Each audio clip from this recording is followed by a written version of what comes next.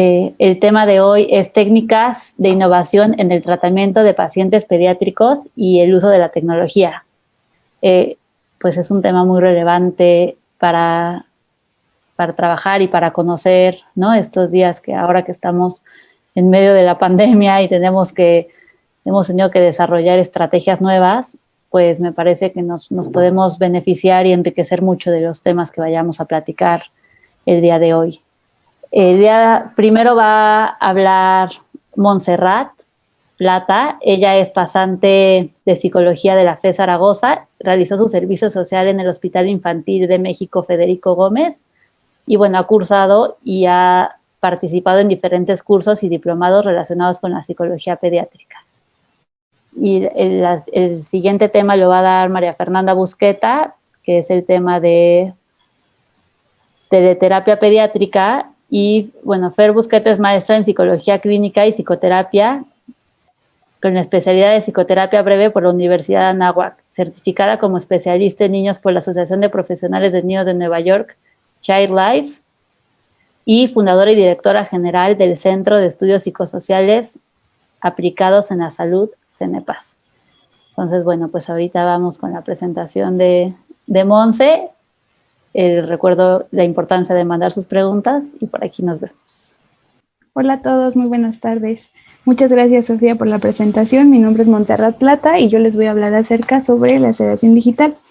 Estoy aquí en nombre de mis compañeros investigadores y por otra parte quiero agradecer también a Feels Good por ser parte de este gran equipo. Bueno, para comenzar a hablar un poco de la sedación digital, vamos a comenzar a hablar del dolor. ¿Podemos cambiar de diapositiva, por favor? Este es definido como una experiencia sensorial y emocional desagradable, asociada a un daño tisular real o potencial. En la parte de abajo podemos ver una imagen.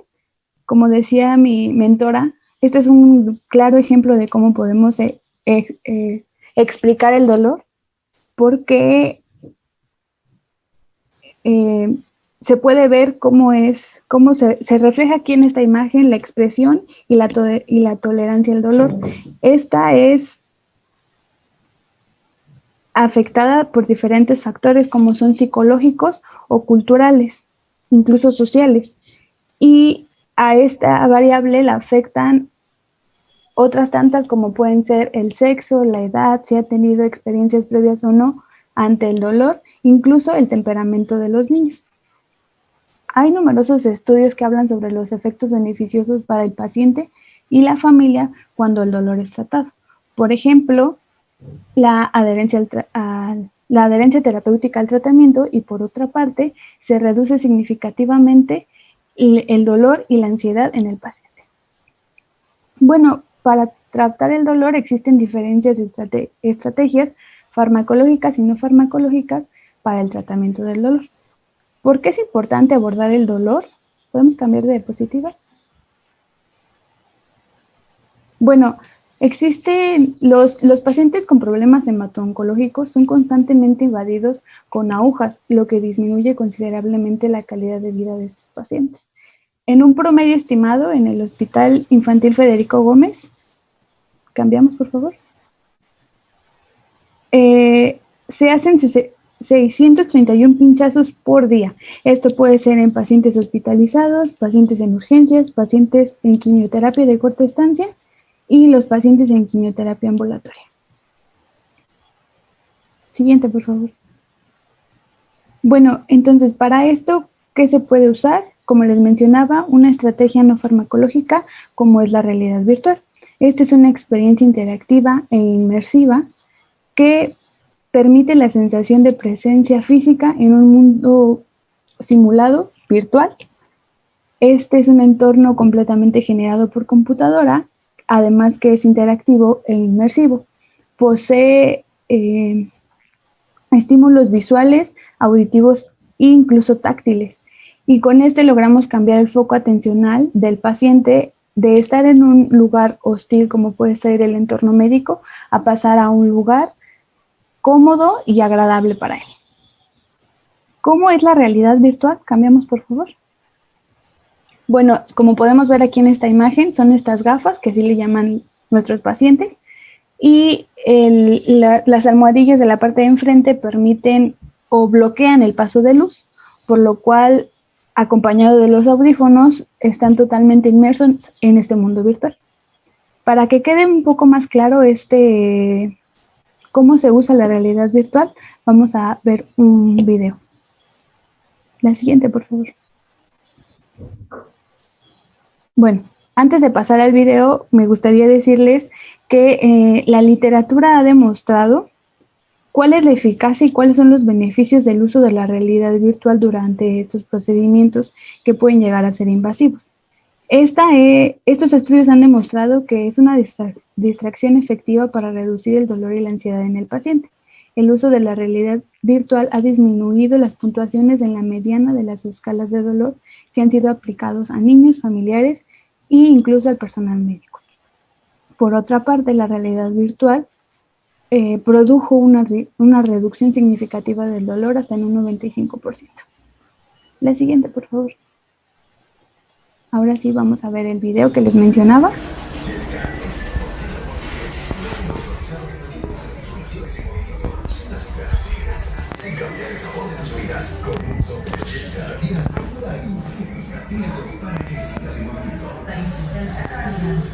Este es un procedimiento común en el área de oncología en quimioterapia de corta estancia. Para este video fue tomado en 31 segundos, lo que en mi opinión y en mi experiencia es un procedimiento sumamente rápido a comparación de otros en donde no se ha utilizado realidad virtual.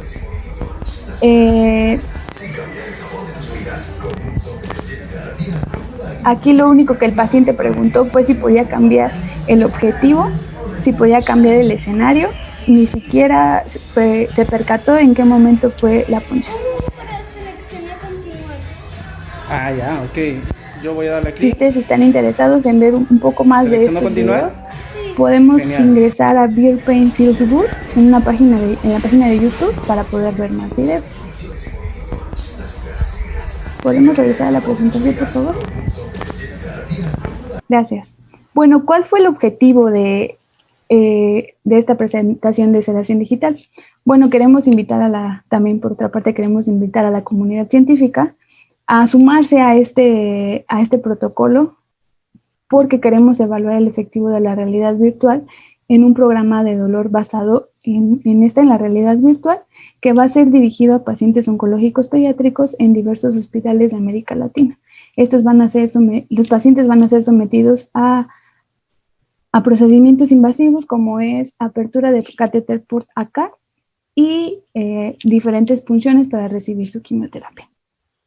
Si están interesados en sumarse a este importante proyecto, les pediría que mandaran un correo solicitando información al correo que aparece aquí, info@feelsgood.care. Y por mi parte es todo. Muchas gracias. Hola, soy María Fernanda Busqueta y el día de hoy yo les estaré hablando de teleterapia pediátrica en este cuarto encuentro internacional de psicología pediátrica, y agradezco muchísimo la invitación a la Red Latinoamericana de Psicología Pediátrica por su invitación, no solo para colaborar con la organización, sino para poderles compartir este importante tema. Si bien, bueno, ante la situación que estamos viviendo hoy en día, hemos tenido que adaptar nuestras intervenciones pues a las necesidades que han surgido. Para poder entrar y poner en contexto, quiero explicarles un poco cómo define la American Psychological Association lo que es la telepsicología, y los define como servicios psicológicos que se llevan a cabo por un psicólogo psicoterapeuta a través de tecnologías de telecomunicación y vía remota, y se puede llevar a cabo a través de videollamada, teléfono o incluso hasta a través de mensajes de texto. Si bien no hay una definición específica de la teleterapia pediátrica, bueno, la conocemos como sesiones con niños, niñas y adolescentes que padecen alguna condición médica, y estas sesiones pueden llevarse a cabo ya sea mientras están en el hospital o mientras están en casa. Sabemos que actualmente muchos pacientes con enfermedades crónicas, su tratamiento se modificó debido a las restricciones en hospitales, e inclusive otros con algunos otros padecimientos, sus cirugías programadas se aplazaron. Entonces muchos niños tuvieron que estar en casa en vez de estar en el hospital, a menos que fuera una situación muy urgente, y es por eso que, bueno, a veces tenemos más tiempo para poder dar estas sesiones también en casa. Importante tener en cuenta todas las cuestiones que tenemos que explorar con los padres de nuestro paciente previo al inicio de las sesiones, pero también considerar si se trata de un paciente recurrente al que ya veíamos en el hospital y vamos a seguir viendo en modalidad a distancia con todo lo que implica tener que hacer estos ajustes, o bien si es un nuevo paciente, ¿no? En cuyo caso pues tenemos otra vez que poner todas las reglas de lo que va a implicar las sesiones, así como indagar la información pertinente de este nuevo paciente. Desde luego, tener una historia clínica completa e inclusive usar herramientas de tamizaje para ver características específicas y determinar las necesidades puntuales de este paciente, conocerlo y con los papás indagar un poquito acerca de sus intereses, sus gustos, que esto nos va a facilitar poder también establecer un adecuado rapport con ese paciente. Tener en cuenta si ha visto algún psicólogo, ya sea en modalidad presencial previo a que nosotros lo veamos, o bien a distancia, si ha tenido esta experiencia, o ha visto a otros profesionales de la salud a distancia también, ¿no? Muchos pediatras o muchos médicos están dando también telemedicina, entonces puede haber tenido la experiencia con otro profesional. Si el niño tiene acceso a un dispositivo propio a través del cual va a tener las sesiones, o bien es un dispositivo de la familia, qué tanto contacto y experiencia tiene con el uso de la tecnología, así como qué tan cómodo se siente con la misma. Podríamos pensar que todos los niños son nativos digitales y que todos están perfectamente familiarizados, incluso mejor que los adultos, con la tecnología. Sin embargo, esto no aplica con todos los niños, ni todos los niños se sienten cómodos en la presencia de una pantalla o de un desconocido frente a una pantalla. Entonces, por eso es importante sensibilizarnos a esto. ¿Cuántas horas de exposición ese niño pasa frente a pantallas o dispositivos? Hoy sabemos que también las clases son en línea, entonces a veces los niños ya están un poco sobresaturados de las pantallas y es por eso que también tenemos que determinar esto para poder ajustar nuestras sesiones. La edad y la etapa de desarrollo cognitivo en la que se encuentra, esto lo tenemos que considerar para el tipo de intervenciones que vamos a dirigir a distancia con ese niño de acuerdo a su nivel cognitivo. Y también, pues muchos conceptos abstractos que tengamos que explicar, que se vuelve más complejo hacerlo, al hacerlo a distancia, poder aterrizarlos a lo concreto. Ahorita vamos a ver algunos ejemplos. Si el niño es supervisado por adultos o va a ser supervisado por adultos en el tiempo que esté frente a la pantalla tomando su sesión, porque, bueno, tenemos que ver si el papá va a estar trabajando o si va a estar cercano, pero dándole la privacidad necesaria, y en qué lugar se va a tomar la sesión, asegurando que sea un espacio privado para el niño. Dentro de las diferentes adaptaciones que podemos hacer a la teleterapia pediátrica, pues hay muchas. Lo importante es que adecuemos las intervenciones a la edad del paciente, a su condición médica, si le vamos a dar cuando el niño está en el hospital o cuando está en su casa, y para poder facilitar que ellos se familiaricen con el terapeuta y con la modalidad virtual, pues este proceso se puede hacer a través de aproximaciones sucesivas, en donde primero nosotros enviamos una foto de quiénes somos y que el niño nos puede ir conociendo, después un video de nosotros como terapeutas explicando nuestro rol, qué es lo que hacemos, cuál es nuestra función con este tipo de pacientes, y que los niños puedan conocer qué hacemos, ¿no? Y también hacerlo por aproximaciones sucesivas en cuanto a hacer un ensayo previo y después a lo mejor 10, 15 minutos de sesión e ir viendo el lapso de atención del niño, ver qué tanto va tolerando e ir aumentando el tiempo de la sesión de acuerdo a la edad y a lo que se necesite. Explicar el motivo de las sesiones virtuales. Muchos niños a mí me han dicho, oye, si el COVID no estuviera ahorita, yo te vería personalmente. Entonces es importante aclararles que efectivamente, si esto no estuviera, los veríamos, pero también aclararles que es por motivos de seguridad, tanto de él como del propio terapeuta, el que nos veamos a distancia y poder protegernos todos. Algunas de las intervenciones que pueden adaptarse muy bien a la teleterapia pediátrica y que además, pues muchas investigaciones que sobre todo hay en telepsicología infantil dicen que la efectividad es la misma cuando se da a distancia. Claro que por supuesto el vínculo que se establece, el rapport, pues no es tan fácil establecerlo a distancia, pero aún así siguen siendo efectivas las intervenciones. Y bueno, dentro de las que se pueden adaptar está la psicoprofilaxis para distintos procedimientos, la psicoeducación que podemos otorgar, y precisamente aquí en las imágenes van a ver algunos ejemplos de videos que hicimos en CENEPAS precisamente para brindar educación a los pacientes. Pueden ver uno de los procedimientos que se están llevando a cabo más frecuentemente en este momento, que son los exudados naso- y orofaríngeos, que también los conocen como hisopados, para poder preparar a los niños de cuál es su rol, qué sensaciones van a experimentar, cómo pueden disminuir las molestias, que si bien no causa dolor, sí es muy molesto este procedimiento. Y pues también están abajo imágenes de qué pasa cuando el COVID enferma los pulmones, qué sucede con ellos, o cuando no podemos respirar bien porque a lo mejor tenemos alguna enfermedad, ya sea como el COVID u otras respiratorias, y el uso de la mascarilla de oxígeno. Asimismo, se pueden digitalizar diferentes materiales. En este caso, desarrollamos algunos como esta lotería COVID para facilitar abrir conversaciones de una forma no amenazante con los niños en torno al COVID y a todo lo que representa, medidas de autocuidado, muchos de los estímulos que pues están difundiendo en medios de comunicación. Y pues muchos niños, justo usando esta herramienta de Zoom de poder poner estampitas, yo comparto la pantalla, el niño escoge cuál tablero quiere y yo tengo mi tablero físico y voy dictando la lotería. Y si se fijan ahí, pues muchos taparon el COVID diciendo, no, es COVID malo, ¿no? Yo lo puedo tapar, empoderándose mucho. Entonces son ejemplos de cómo podemos adaptar estas intervenciones de manera digital. Igual que a través de diversas aplicaciones, hacer narrativas de lo que están viviendo, ya sea en torno a la situación actual, en torno a su propia enfermedad, hacer sus propios cuadernillos de preparación para procedimientos y facilitar que se familiaricen con cada paso involucrado, las sensaciones que van a experimentar, entre muchas otras cosas, y puedan escenificar sus historias también ahí, ¿no? Justamente también muchos niños quieren ellos mismos manipular los fondos de pantalla, que también es algo que les podemos permitir, y muchos escenifican sus historias a través de tener estos fondos digitales en donde pueden ahí plasmar sus historias como si fuera un escenario. Aquí también es importante distinguir entre el juego directivo versus el guiado por el niño. Si vienen en psicoterapia o en teleterapia pediátrica, pues a veces vamos a tener que hacer juego directivo si tenemos restricción del tiempo, si tenemos que prepararlos o educarlos para algo específico. También tenemos que dar oportunidades de este juego en donde el niño pues nos dice sus preferencias y él mismo guía el juego. Y hay muchas formas en que pueden hacerlo.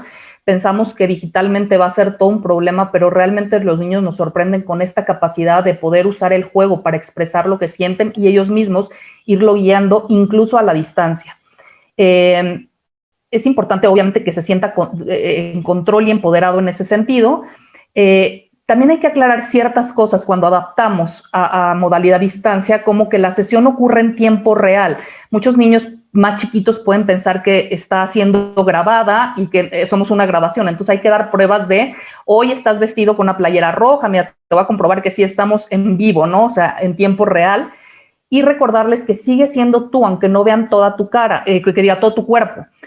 Muchos niños todavía no han desarrollado este concepto de conservación, que aunque te vean diferente, sigue siendo la misma persona. Entonces hay que aclararles que lo que ven de ti no es un holograma, no es nada más tu cara, sigue siendo tú, aunque no te vean completa. Y también ser sensibles, porque los niños pequeños tienen a veces dificultad para pasar de un plano de tercera dimensión, como es el que nos podemos ver en vivo y a todo color, versus pasar a un plano de segunda dimensión, que es estar frente a una pantalla en donde no pueden manipular lo que ven. Entonces hay que tener mucha sensibilidad con esto porque no es tan fácil para ellos, ¿no? Y explicarles cómo es que te ven sin tenerte enfrente, que muchos niños no entienden esta parte de la telecomunicación, entonces hay que decirles tal vez que es como si fuera un túnel en donde tú estás de un lado, él está del otro lado, y la tecnología es la que hace factible que nos podamos ver de esta manera. En cuanto a la relación terapéutica y al rapport, si bien pues también hay muchos obstáculos o muchos retos para poder establecerla igual que lo hacíamos en modalidad presencial, pues importante también diferenciar si vamos a establecer un nuevo vínculo con un nuevo paciente o vamos a modificar el vínculo que ya teníamos con un paciente que ya conocíamos, pero que, bueno, vamos a tener que hacer esta transición a verlo a distancia. Establecer, pues, buenos y adecuados reportes con los pacientes es muy, muy importante para garantizar, pues, la secuencia y que se adhieran al tratamiento, y transmitirles desde la primera sesión mucha seguridad y confianza, ser comprensivos. Como les decía, no todos los niños se sienten cómodos frente a una pantalla, son más tímidos, a veces se alejan de la pantalla, ponen la pantalla más arriba para que nada más veamos sus ojos, o inclusive apagan la pantalla. Entonces hay que tener sensibilidad con esto y encontrar formas alternativas, como si es tímido o no es capaz de expresarnos lo que quiere expresarnos a través del habla, lo puede hacer a través del chat o lo puede hacer a través de, hay plataformas que tienen esta función de pizarra como Zoom, entonces ahí puede dibujar o puede expresarnos ahí también escribiendo, aunque dibuje esta escritura, lo que está sintiendo. Como terapeuta sí es importante que cuidemos nuestro tono de voz, que sea el adecuado, que el paciente nos escuche, lo que le reflejamos, tenemos que tener pues la pantalla cerca para que el paciente pueda ver nuestra expresión facial, nuestro lenguaje corporal, lo que le estamos reflejando de lo que nos está diciendo y sepa que lo estamos escuchando, explorar desde el inicio sus gustos, sus intereses. Sirve mucho que también los invitemos a que nos den un tour por el entorno, si es que se puede. Si están en una sala de hospital, bueno, que nada más nos enseñe a través del dispositivo cómo se ve el lugar en el que está. Si está en su casa, tal vez nos quiera enseñar su cuarto o el espacio en el que está tomando la sesión. Sirve también pedirles que nos enseñen sus cosas favoritas, algún juguete, arte que han hecho, algún dibujo, música, algún video. Y que constantemente estemos reflejando lo que el paciente nos expresa, que validemos sus sentimientos y que siempre se siente escuchado y visible, a pesar de la distancia. Y también lo que les decía, ser sensibles a que pues han estado muy sobreexpuestos a pantallas y que a lo mejor les cuesta un poco adaptarse a todas las interacciones que están viviendo a distancia. Y bueno, tampoco podemos olvidar cuando hablamos de teleterapia pediátrica, como lo hacemos en cualquier contexto presencial, la importancia del encuadre y del setting terapéutico. Entonces, bueno, desde luego, pues el contrato y el encuadre es, ya sea si es nuevamente un paciente recurrente o un nuevo paciente, que nos vamos a reunir con los papás y les vamos a volver a platicar a nivel modalidad a distancia, cuáles van a ser pues, los ajustes que se van a hacer en ese encuadre que ya se tenía y hacer los ajustes pertinentes versus si es un nuevo paciente y explicarles todo cómo es, ¿no? Y tenemos que tomar en cuenta pues lo mismo, ¿no? Desde cuáles van a ser los objetivos de nuestras sesiones, que suceda, siempre es importante, en un lugar y en un horario, día y fecha estable, o sea, todos los miércoles o todos los martes a la misma hora. Cuánto duran las sesiones, los honorarios, qué pasa, qué tecnología vamos a usar, qué plataforma, qué pasa si se presentan fallas tecnológicas. Importantísimo contar con un documento de consentimiento informado, asentimiento informado y aviso de privacidad para que los papás no lo puedan firmar con los ajustes correspondientes para llevar a cabo teleterapia pediátrica. Y situaciones, explicarlas desde el contrato en las que no se pueda guardar la confidencialidad, ¿no? Que ya sabemos que son situaciones de abuso, en adolescentes, por ejemplo, uso de sustancias, etc. Y en cuanto al setting terapéutico, importante recordar que pues, tiene que ser un lugar tanto del lado del paciente como del lado del terapeuta privado. Si bien el paciente tiene que estar en este lugar libre de distractores, libre de ruidos, nosotros también no podemos estar en un lugar en donde esté pasando gente. Inclusive a muchos pacientes, sobre todo adolescentes, les sirve que también a través de la cámara les enseñemos que no hay nadie alrededor, que es un espacio privado en donde vamos a darle la sesión, porque de otra manera no tienen forma de poder verlo y de sentir esa confianza. Tiene que ser un espacio amigable si estamos viendo niños. Sin embargo, amigable no implica que esté sobresaturado de estímulos o sobrecargado de estímulos distractores que más bien precisamente distraigan al paciente. Con niños es importante que sea en la medida de lo posible un espacio amplio donde puedan moverse, desplazarse, por si quieren pararse a jugar o hacer algo, ¿no? A veces quieren enseñarte algún baile o alguna cosa, entonces si están en su casa y pueden hacerlo, que sea un espacio amplio. Si están en el hospital, desde luego nos ajustamos al el espacio que tengan. Si no se siente cómodo con la cámara, lo que les decía, que pueda recurrir al chat o a la pizarra, y que siempre nosotros estemos mirando a la cámara y en el encuadre de que nos veamos los dos al mismo tiempo, a menos que estemos compartiendo algo en la pantalla. Y recomendable que el niño siempre tenga juguetes junto a él en el espacio en el que esté, en la medida de lo posible, y poderle solicitar también materiales a papás. A veces hay niños que no tienen juguetes a su alcance y entonces ahí podemos usar la modalidad de juego, del juego guiado por el niño, ¿no? O jugar por el niño, en donde nosotros podemos, por ejemplo, tener bloques y el niño nos va guiando de qué bloques, de qué colores quiere que nosotros vayamos armando una construcción específica. Entonces también lo podemos llevar a cabo. Y ya casi para concluir, pues tenemos también que considerar aspectos tecnológicos, éticos y de seguridad cuando vemos a los niños de forma remota. Lo primero es pues considerar la ciberseguridad de las plataformas que utilicemos. Hace algunos meses hubo un problema con Zoom en Estados Unidos y prohibieron su uso en varios hospitales y en varias empresas. Hoy ya tomaron las medidas necesarias para garantizar pues la seguridad de sus usuarios, entonces ya sabemos que la plataforma hoy en día es segura.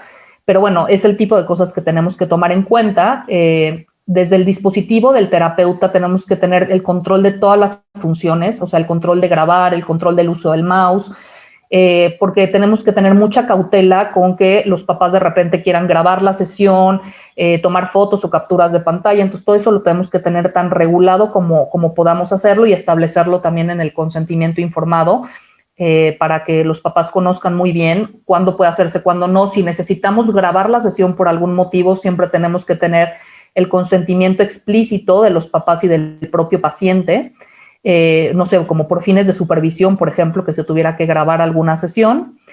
Y asegurar también a los pacientes que a veces con todo lo que hoy se transmite en vivo, en redes, se sube a internet, tienen como esta creencia de que pudiera estarse transmitiendo en vivo su sesión o que se va a publicar en internet, y bueno, hay que garantizarle también que eso no va a ser así. Y tener el control parental activado en el dispositivo del paciente para que no en algún momento, si apaga su cámara, bueno, se meta a lugares donde no se tiene que meter o esté distraído en algunas otras cosas. Entonces, importante asegurar que el control esté activado. Y aquí hay otras referencias para quienes estén interesados en algunos aspectos éticos, regulaciones, antecedentes de la telepsicología. Pueden consultar estos documentos de la APA. Y pues con eso yo concluyo. Y si quieren ver más videos que también tenemos del tema, hicimos un webinar de precisamente telepsicología. Y los videos que les comenté psicoeducativos y nuestros materiales digitales pueden ingresar a la página de CENEPAS o mandarnos un correo o inclusive el canal de YouTube y nuestras redes sociales. Muchísimas gracias. Muchas gracias a las dos por su ponencia. Fueron temas muy interesantes. Les voy a empezar a hacer algunas preguntas de las que llegaron, ¿ok? Entonces, primero empezaré con las tuyas, Monse, y ya después con las tuyas, Fer. Una pregunta es que si se realiza, ¿qué tipo de información es la que está en el tema de la realidad virtual? O sea, ¿qué tipo de programas les pasan? Ok, son juegos. Ajá. Y en distintos escenarios. Por ejemplo, por mencionar algunos, es el océano, el espacio, algunas batallas con changuitos. Todo es centrado en el juego. Y por otra parte, cuando va a estar presente este estímulo doloroso, como es un piquete, hay un estímulo visual y auditivo más grande dentro de la realidad virtual. Todo se anticipa al paciente, porque hay algunos pacientes que llegan a sorprenderse y lo que queremos evitar es que haga movimientos que no esperamos. Entonces, todo se le anticipa para prevenir cualquier situación. Ok. Y preguntan a qué edad es recomendable empezar a usar la realidad virtual. Bueno, la realidad virtual tiene algunas consideraciones para su uso. Entre ellas son que el paciente no tenga convulsiones, que no tenga daños oculares, que no tenga algún problema en el sistema nervioso central. Y la edad recomendada es a partir de los 5 años. Nosotros lo utilizamos de 5 a cualquier edad. Y también va a depender de las características individuales de cada paciente, porque a algunos no les gusta utilizar la realidad virtual porque ellos tienen otras formas para afrontar el dolor y que es completamente válido. Ok. ¿Y han encontrado ustedes diferencias significativas con respecto al uso de otros distractores? Por ejemplo, con la caja de juguetes o con algún otro material. Esto va también a depender de cómo afronte cada paciente, qué le llame la atención a cada paciente. Por otro lado, la caja de distracción funciona en edades más preescolares que escolares. lo que yo he visto es que la realidad virtual funciona mucho más para los pacientes escolares y adolescentes. Ok, perfecto. Muchas gracias. Bueno, a las dos las felicitaron mucho, agradecieron mucho su ponencia. Pero preguntan que a qué edad es recomendable la teleterapia en los niños. O sea, que sea algún mínimo de edad para empezar. Pues yo empezaría con niños y lo he hecho con niños de 4, igual 3, 4 añitos, sin problema. Digo, claro que hay veces que sí necesitan como tener la directividad de los papás, a lo mejor un pequeño más, justamente de etapa preescolar sí va a necesitar que el papá esté o la mamá estén más presentes, justamente para poder ayudarlo con la conexión y pues porque el lapso de atención sabemos que de los preescolares es muy cortito, pero sí se puede llevar a cabo, ¿no? Y con pues actividades muy guiadas, con más estructura. Ok. Y justo ahí preguntan que si sugieren o sea, si tú sugieres que los papás estén presentes en el tema cuando se está llevando a cabo una sesión. Yo sugiero que haya privacidad, pero si es este caso, ¿no? Que son pequeños muy chiquitos, con lapso de atención corto, que sí necesitamos un poquito más de estructura, ¿no? En lo que se acoplan, en lo que ya tenemos como ya un camino recorrido, ya llevé yo varias sesiones y ya nada más me conecten al niño y el niño pueda permanecer cierto tiempo frente a la pantalla, se puede llevar a cabo ya sin la presencia de los papás, pero tal vez sí los necesita al principio. Y en las demás me ha tocado que hay niños que sí se sienten muy cómodos y sin problema, no necesitan que el papá esté cerca, y hay otros que sí se tornan muy aprensivos si el papá se aleja demasiado o la mamá, que también ahí no tenemos esta situación de la confidencialidad, que pues el niño está aprensivo, pero a la vez pues tenemos que resguardarla. Entonces yo les digo a las mamás, bueno, que se mantengan a la distancia, o que el niño use audífonos para no oír todo lo que no se dice, pero si se tranquiliza igual en las primeras sesiones que mamá esté cercana, porque niños incluso de etapa preescolar me ha tocado que sí se ponen un poquito aprensivos y que no teníamos un vínculo previo. Los que ya teníamos un vínculo previo es más fácil. Claro, ok. Te voy a leer esta pregunta textual. Respecto a la teleterapia pediátrica, ¿conoces o recomiendas alguna aplicación que pueda utilizarse con los niños durante la sesión o fuera de ella? Es decir, aplicaciones que fomenten la respiración consciente o registro de emociones.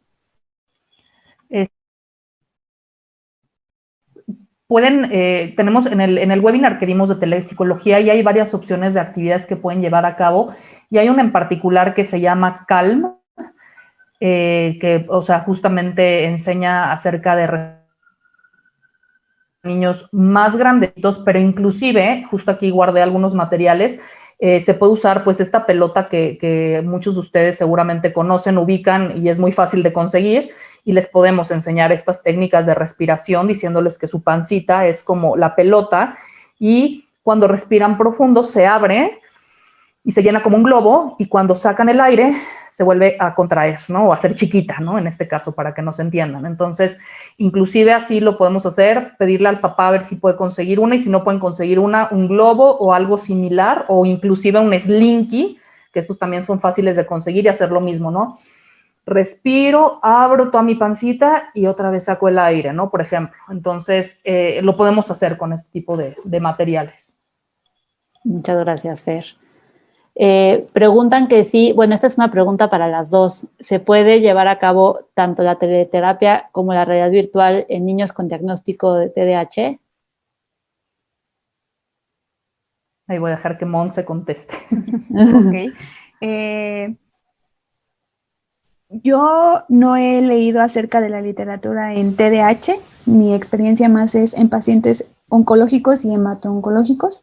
Sin embargo, la puerta está abierta para que estos auges que no hay información, o al menos yo no sé si hay información, para que se puedan investigar, y la realidad virtual está abierta a todos los diagnósticos que hay. Ok, gracias. Yo las únicas contraindicaciones que sé son las que ya mencionó Monse, y en el caso de niños más pequeños de esa edad que mencionó, es porque a veces esos niños de edad más chiquita piensan que lo que vieron en la realidad virtual realmente ocurrió, y van creciendo y entonces ya no saben distinguir entre justamente la realidad y lo que vieron en el dispositivo. Entonces son las únicas contraindicaciones que yo conozco. Yo tampoco he leído de que sea contraindicado para niños con TDA.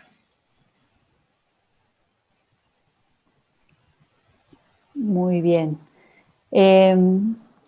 No sé si ustedes tengan algo más que opinar o que hayan escuchado como de la plática de la otra, que crean que valga la pena compartir o intercambiar. Pues que creo que hoy el psicólogo pediatra tiene que estar cada vez pues más familiarizado con todo, o sea, es como en medicina, no nos tenemos que estar actualizando constantemente de las técnicas novedosas que están saliendo, aunque muchos seguimos pensando todavía pues en la magia del juego y la importancia de seguir implementando este tipo de intervenciones, también tenemos que estar muy actualizados en lo novedoso que hay para poder justamente adaptar nuestras intervenciones de la mejor manera y definir qué pacientes pueden beneficiarse de una o de otra o de ambas combinadas o en qué momento. Entonces, sí invitar a todos los que se quieren dedicar a justamente la parte de psicología pediátrica y en este caso el tema que estamos hablando, que es pues el uso de tecnologías en psicología pediátrica, pues poder estar todo el tiempo en actualización constante porque cada vez surgen más técnicas innovadoras, ¿no? Y en el uso de tecnología. Claro, como, ¿no? Y al final hay nuevos retos, esta parte que dices, como de cuidar la parte ética y de seguridad de los pacientes, ¿no? O sea, cómo tenemos que sí ir adaptando diferentes cosas ante la situación que estamos viviendo, ¿no? Y bueno, aunque, o sea, siento que al final lo ponían ahí también en un comentario, como que el COVID vino como a confrontarnos ante ciertas, ¿no? Con ciertas cosas, pero también nos ha impulsado a, a innovar, ¿no? Y a, no sé, tener al alcance como cosas más nuevas. También lo preguntaban ahorita, como que si ustedes creen que en algún punto nosotros nos resistimos a la teleterapia y que en este momento es como, a ver, pues es lo que hay y aquí está, ¿no? O sea, hagamos lo mejor que podemos con esta situación que tenemos. Sí, muchos dudábamos al principio, ¿no? Yo creo que ahí decíamos, bueno, como pensábamos que iba a durar algunas semanas y se iba a acabar, todos decíamos, no, bueno, nos esperamos y ya que pase esto ya nos volvemos a ver, ¿no? Pero esa realidad no ocurrió, entonces, exacto, como bien dices, nos tuvimos que pues hacer a la idea y esto nos impulsó a pues tener que adaptarnos a lo que teníamos y también a ver que realmente no es tan difícil, de verdad que los niños marcan mucho la pauta y ellos a veces hasta nos enseñan, ¿no? A mí los pacientes me han enseñado muchísimo de tecnología que yo no tenía ni idea y muévele aquí, Fer, y entonces tú me puedes dar el control del mouse y entonces tú le haces y le quitas y juntos pues hemos podido salir adelante siempre que se tenga este vínculo y esta pues relación terapéutica muy bien establecida, ¿no? Claro. Muchas gracias, Fer. Tú, Pati, no sé, digo, Pati, Monse, no sé si quieras decir algo más como Sí, para justo cerrar. ayer comentaban que creíamos que estábamos inmersos en este mundo tecnológico y cuál fue la sorpresa que en realidad no lo estábamos. Estábamos muy acostumbrados el vernos frente a frente, el estar físicamente con los pacientes. A mí al principio me costó mucho trabajo acostumbrarme ahora a esta innovación tecnológica. Y algo que quería comentar es que pues la realidad virtual se oye muy tecnológica, muy del futuro, pero pues es una realidad que no se que no se usa o que no se aprovecha como debería de ser, porque esto ya su uso sido estudiado desde muchos años atrás y sería muy importante que lo lleváramos a la práctica. Claro. Sí, como justo en el instituto una vez platicábamos, ¿no? De esta parte de poder usar la realidad virtual, por ejemplo, para estos niños que vienen de diferentes estados de la República, ¿no? Ahora justo con el tema de las sesiones a distancia y todo, tener una sesión como por medio de la realidad virtual, ¿no? Que a lo mejor permita esta interacción como más cercana con el terapeuta o más bien que los niños puedan mantener este contacto con los familiares que se encuentran lejos, ¿no? Con personas de su escuela, o sea, como poder vivir, ¿no? Como más de cerca, como esta situación apoyándonos de la realidad virtual, ¿no? En este caso, aunque se escucha algo como muy del futuro, pero como dices, es algo que está aquí y que pues sí, está bien utilizarlo.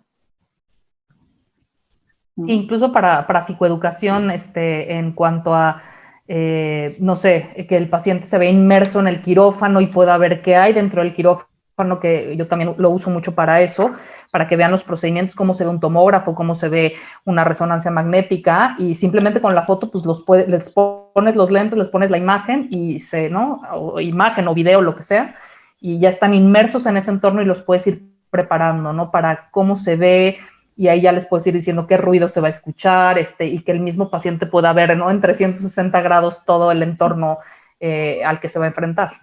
Claro. Sí, al final es una aplicación como muy útil, ¿no? Y está bien que le vayamos sacando provecho a esta parte, ¿no? Pues muchas gracias a las dos. Las invito a quedarse con las siguientes ponentes. Los siguientes temas va a ser viabilidad de la teleterapia en momentos de crisis y cuando la tecnología no es posible. ¿Okay? Son de nuestras siguientes 3 ponentes. Y bueno, pues les agradezco su tiempo y su valiosa presentación. Gracias, Muchas gracias, Sofía, gracias. gracias, Monse.